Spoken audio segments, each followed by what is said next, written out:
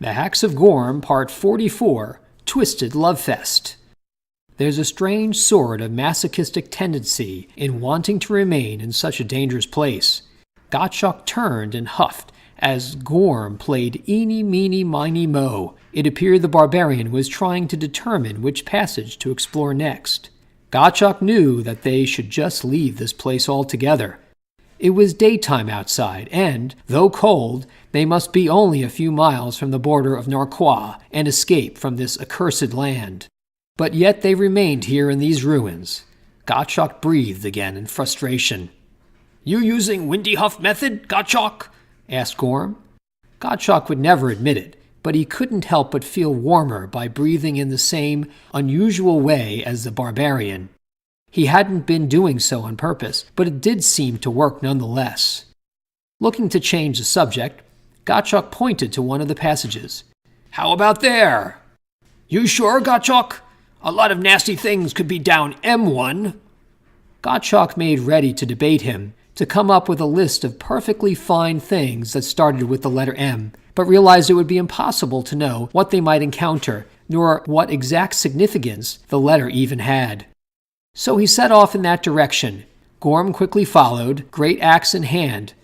Gottschalk hoped that whatever horrible creature they had seen evidence of in the O passage wasn't down here. They soon arrived at a wooden, reinforced door. Unlike the one at the end of the O passage, this remained intact. Still, it was ajar, and the sound of laughing women came from inside. A strange, seductive scent also wafted through. Gottschalk had a feeling that what was in this room might be even worse. Gorm's view on the matter was unclear. He smiled just as widely as he had when they had entered the O door earlier. Gottschalk was ready when Gorm tossed the torch to him this time. With his great axe held high, Gorm rushed in, screaming and flailing again. He was quickly met with resistance. "Why are you intruding on the safe space of our free love fest, you amaranthine scum?" challenged a familiar woman's voice. "Yeah!" shouted another, this one coarse and male-sounding. "Get out in name of tolerance!" Other shrieks and yells joined in too. Surprised that this room wasn't deserted, Gottschalk came in, torch and miner's pick, at the ready. Once he realized what was inside, though, he wished he hadn't. At first, it looked to be some sort of paradise. No less than 3 women were there, unclad and shapely, a dream made manifest for any red-blooded man. But it was not as it seemed. Another was there, an orc male, obvious from his dark hide, spoiling the purity of it all, along with a number of goblins unpleasantly arranged too. Even Gorm was taken aback. "Get out! Get out! Get out!" yelled the woman again who had originally spoken. To Gottschalk's shock, he recognized her. It was the head teacher. "I thought you were staying at the prison to care for your zombies." Gottschalk wasn't quite sure what to do as she advanced on him. She was enraged and nude. "They're students, not zombies, you racist, sexist monster," she replied.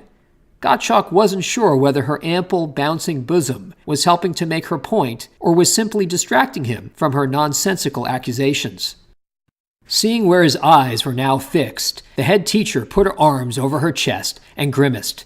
"You know, Gottschalk, many people find me attractive." He let his guard down for a moment, smiled, and winked at her. Her face went red.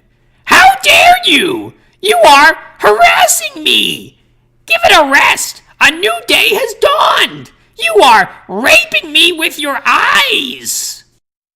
The orc moved from behind her, roared, and rushed to attack. He was unfortunately unclad too, so Gottschalk backed up, unwilling to hit the creature, but also unwilling to be anywhere near it either. "Get him, Ludo!" yelled one of the other women. She was the younger, badly singing cultist that they had encountered before in Part 38. The last was an especially voluptuous, stunningly blonde beauty, attired in seductive lingerie. For a moment, Gottschalk thought he had seen something odd about her, but she then turned and locked her blue eyes with his. All concerns left, his mouth open wide, and he drooled. Gorm was not so entranced and hacked into Ludo's thick neck. The orc squealed in rage and pain and fell. Gorm grinned and hacked into his back repeatedly. The blood and shocked looks on the women's faces were enough to break Gottschalk from his spell. The goblin shrieked and ran to one of the corners of the room, trying to hide amidst the lewd tapestries all about the place. With the orc now dead, Gorm laughed and chased after them. The women inched back to the far wall. There, upon some sort of perverse throne, was a seated dwarf, obviously dead. It looked like something with great strength had twisted his neck nearly halfway around. Still, the women stood near him, afraid, grasping as if he offered some sort of safety. It was then that Gottschalk realized he was concerned for the head teacher. Even though the other women might be more striking, there was something else about her that he felt a tenderness for, a strange sort of loving affection. And that wasn't good. Next week, The Hacks of Gorm, Part 45.